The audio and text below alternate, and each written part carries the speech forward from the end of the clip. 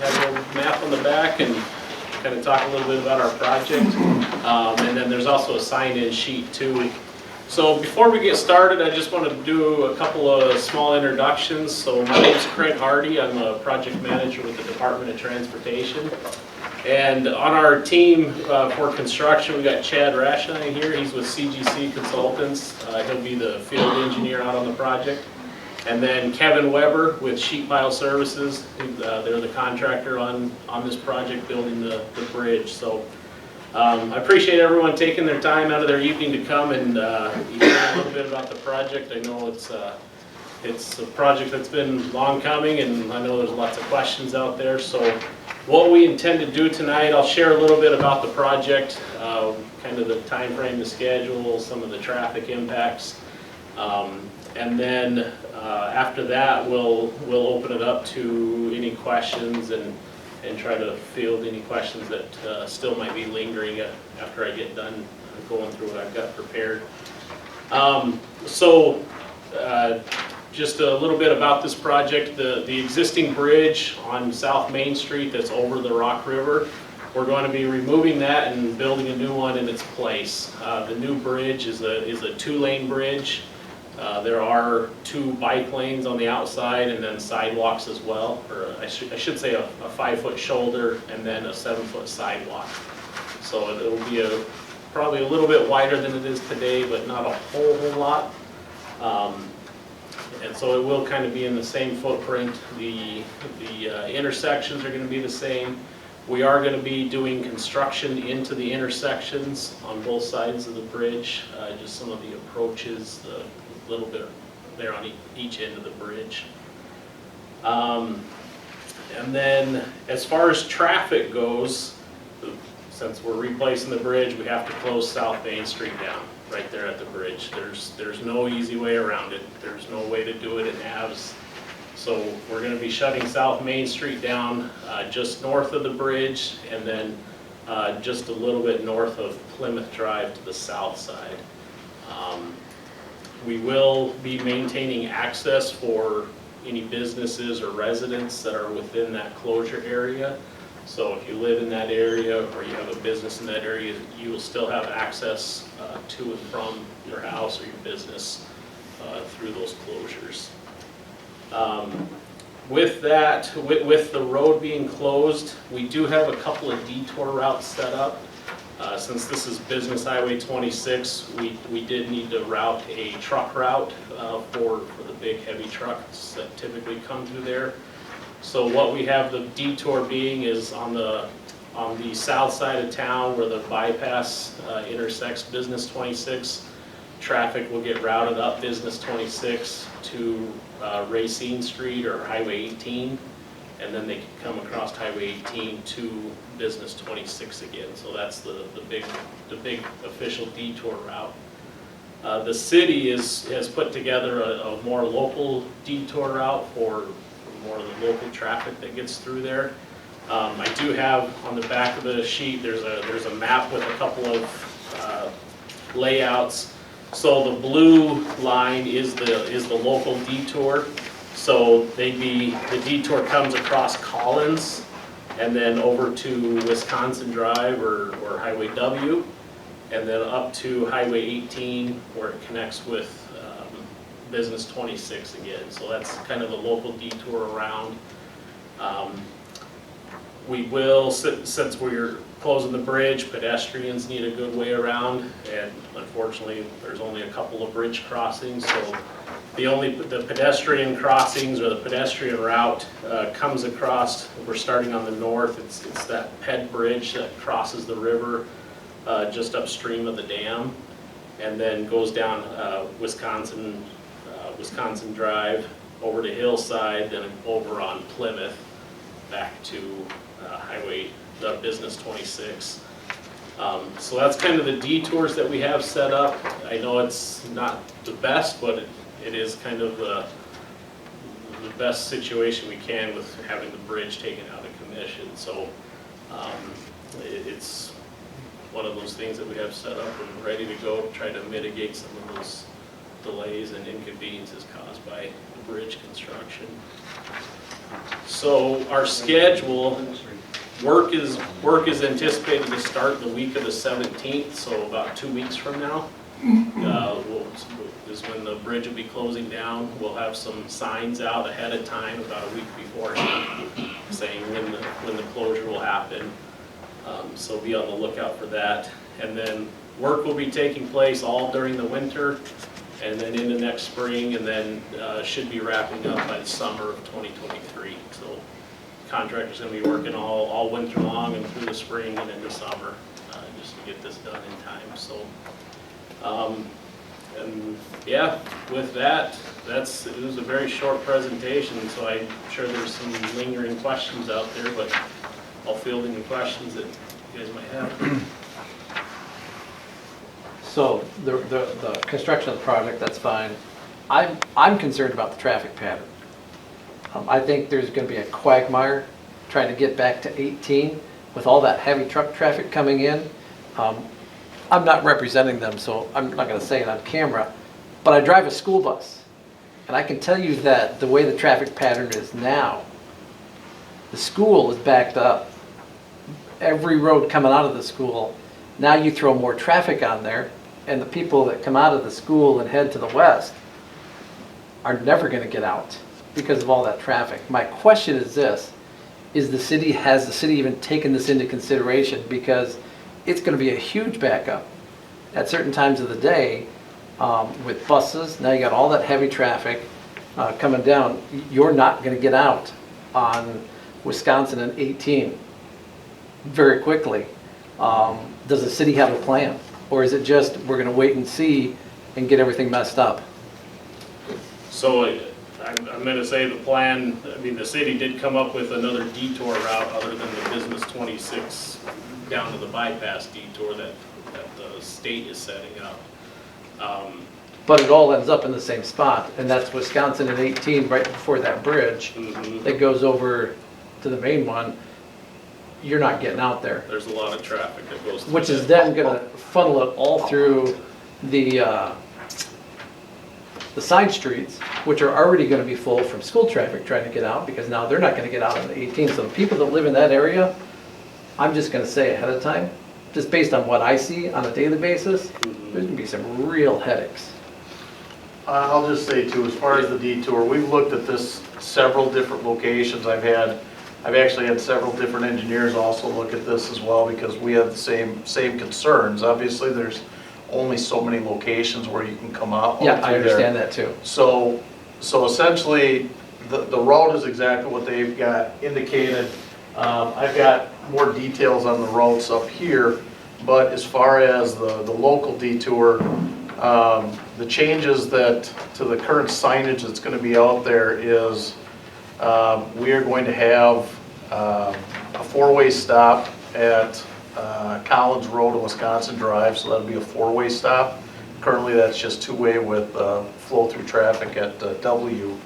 When they get up to 18, that is going to be right turn only at that location, just for that exact reason. Again, that's local detour, so if they're trying to make a left-hand turn. Where do left-hand turn people go?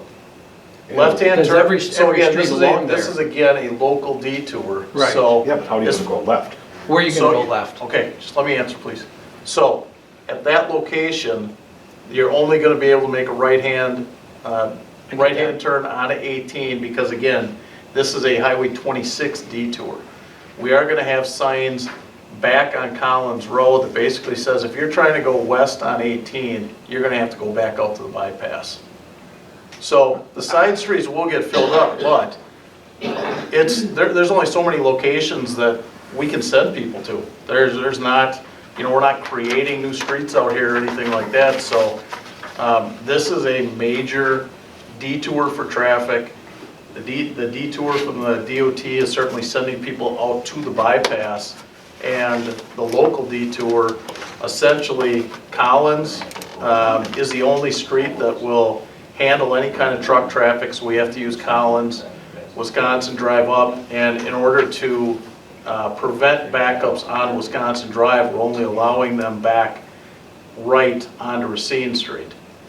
So that is the best case scenario that we've looked at. What about Bill, the, has there been consideration to the schools to try to push school traffic up, up Jackson to Perner versus the school kids continuing to try to go east on 18 and bring them out and around? Not necessarily. I mean, realistically, you know, you've got, we had looked at actually additional signage to be able to push them up to like Marshall or Pleasant or any of those, and there's just no good locations to be able to come out there. So basically, the only way to do it is to be able to, now, if it's me, I'm not gonna come up Wisconsin, I'm probably gonna come up and around Linden and go up because I'm local to traffic. Anybody that's coming in to the city that needs to get around is gonna take the detour around and come in from the north.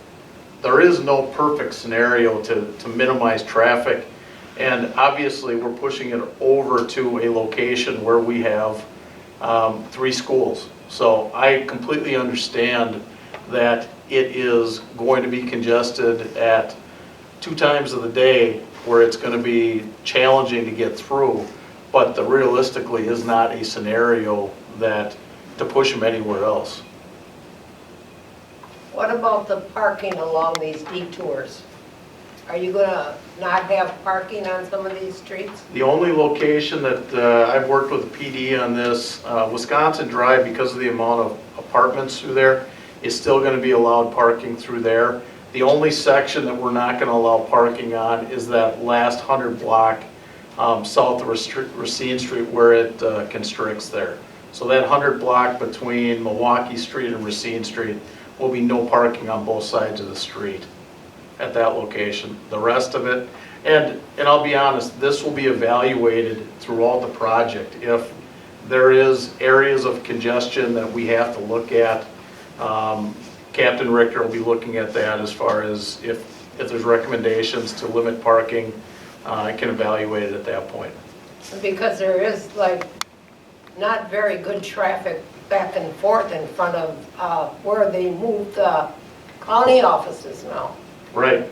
And again, this is kind of a perfect storm too, because now you've got the county courthouse moving over there as well. Well, I think you're gonna have fun. I think everybody will. But it's not something that hasn't, you know, there's been a lot of thought that's went into this thing, and it's a tough situation to be able to get around, and it's just a situation that we have. We can only utilize the existing streets that we have. What about with all the truck traffic? Is the state gonna reimburse you for roads you have to replace? No. No, currently the Plymouth Street was redone last year in anticipation of this. Obviously, that's not one of the detours. However, we're anticipating that a lot of people are going to use Plymouth Street, so that was redone. Currently, Collins Road is scheduled to be reconstructed next year after the completion of this. There was no point in redoing that before this project, but that is scheduled to be completed next year as part of the city's capital plan. On the Wisconsin Drive, Racine Street, right at the bridge, is there going to be any kind of stop signs besides just the one on Wisconsin Drive? No, It will just stay the same as it is now? no, it'll still be flow-through traffic on Easton, and that was one of the things that we looked at too, as far as making that a 3-way stop. And to tell you the truth, the last thing you want to do is to stop traffic at the bottom of 2 hills, because anybody that's coming eastbound over Racine Street is not going to be expecting a traffic backup, and you will see traffic accidents up there if that was a 3-way stop at that location. So the only additional signage at that location is going to be right turn only. And a question for the bridge guys. The sidewalks, is there going to be a barrier between the walking sidewalk and the car traffic? There's a 5-foot buffer, but not a physical barrier, but there'll be a 5-foot buffer. It's a kind of a shoulder area between the And then sidewalk and the You lane. said the walking will be 5 foot wide? 7 feet Seven. is the path. 5 foot now?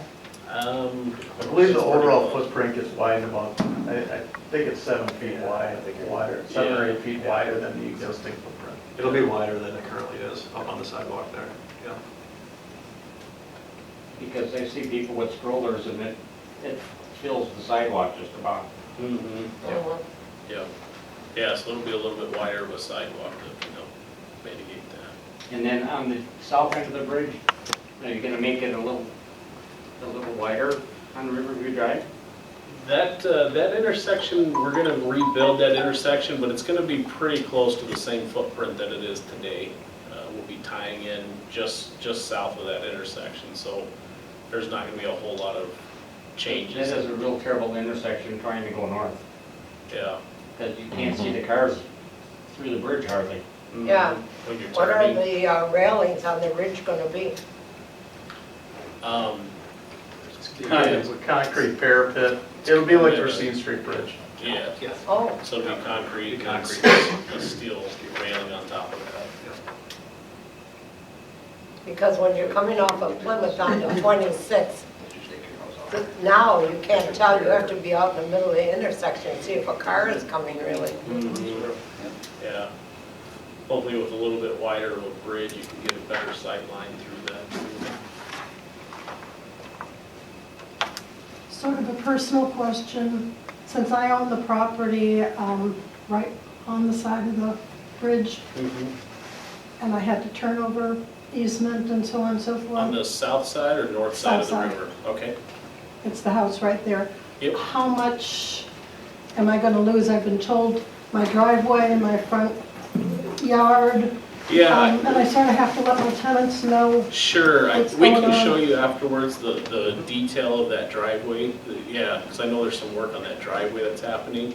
So I can show you afterwards in the plans exactly what we're Okay, what we're good, because I doing. was talking with Bill, thinking that maybe we could cut a curb for the tenants to use the back portion to be able to get in or whatever, and Sure. so, Let's chat afterwards if we can, and we can show you that driveway detail exactly, so you can see what. speaking of time. Just ask the question, we'll talk after. Yes, sir. Boats and snowmobiles on the water during construction? We will have not in the non-winter seasons, there will be some buoys set up for a path. During the winter, it's gonna be a little more challenging, Probably because they're not, gonna be okay. working in there and have stuff all over the. That's fine. Yeah.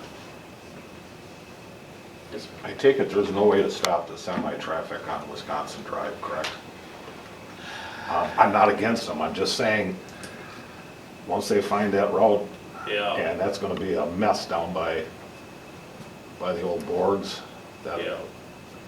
Yeah, I don't know, I don't think that's signed for no trucks, so they're allowed to, I mean, Correct. that's why we're pushing the detour for truck traffic onto the bypass, but we can't You enforce can't that. put no trucks on there temporarily, a sign? I mean, I'd punt that to the. You're gonna side. have- No trucks allowed. We'd have to talk with the PD on that. I mean, this is, ideally, trucks are gonna get out to the bypass. That's the plan, but I understand what you're saying as far as where, and to tell you the truth, you've got businesses down along there. You've got the business center, you've got Heron's Landing down there, and they have truck deliveries. So you can't just completely eliminate them along there altogether. Yeah, okay. It's not pretty, when you take out one of how many bridge crossings do we have in the city, it's very inconvenient. Well, the truck drivers, when the new industrial park went out, the truck drivers, didn't take them long to find Dewey Street and all those side streets with their trucks. Mhm. GPS is our best friend and our worst enemy all at the same time. Yep. Yeah. Who's in charge of the traffic, the DOT or the city? So the city's setting up the city detour, and then the DOT setting up the bypass detour.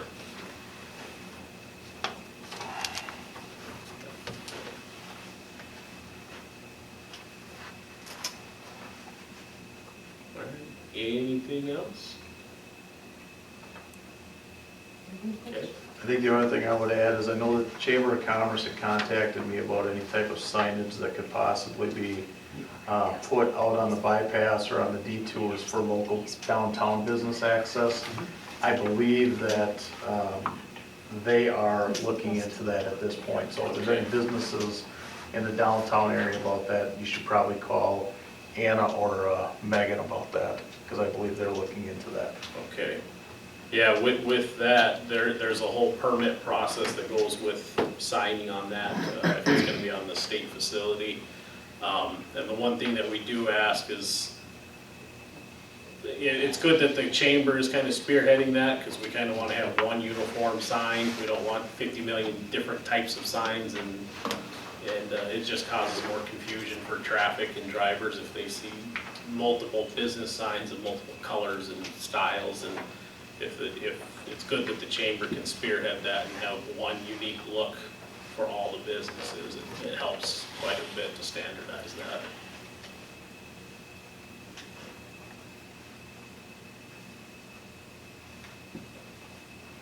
Okay, well, if there's no other questions, I appreciate you guys all coming out today, and look forward to working through this. Bear with us, it's not gonna be fun, but it'll be good when it's done. It's not gonna be like the flood where you had to go to Lake Mills to get to the other side. Let's hope not. I'll put up on the front desk, this is the local detour that the city's putting in. This is a blow up with signage, so if anybody wants that, it's a little bit more detailed. Yeah. Once Craig's got it. Every spring, we camp for a bridge that comes out, it's, the temperature is 50 degrees.